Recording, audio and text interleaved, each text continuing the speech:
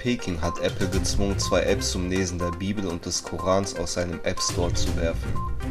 Das Regime wirft den Betreibern vor, religiöse Texte illegal zu verbreiten, wie die BBC berichtet. Die Ausmaße des Versorgungsmangels von Energie und Lebensmitteln in China und England weiten sich aus. IKEA gab nun bekannt, dass aufgrund der Logistikprobleme in China Warenmangel entstehen könne. In England sind der Einzelhandel, die Produktion und der Energiesektor betroffen. Die US-Marine steuert ihren Zerstörer in einen Teil des japanischen Meeres, den Russland für sich reklamiert.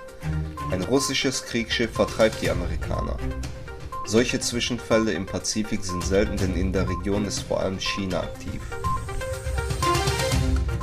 Der Chef von Myanmars Militärjunta darf nicht an einem Gipfel der Organisation südostasiatischer Staaten teilnehmen.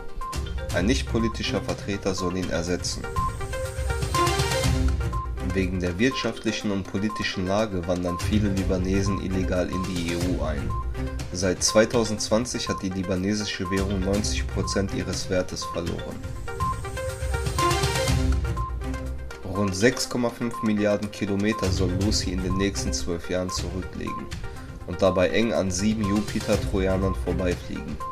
Die NASA erhofft sich von der Mission Erkenntnisse über die Entstehung der Planeten.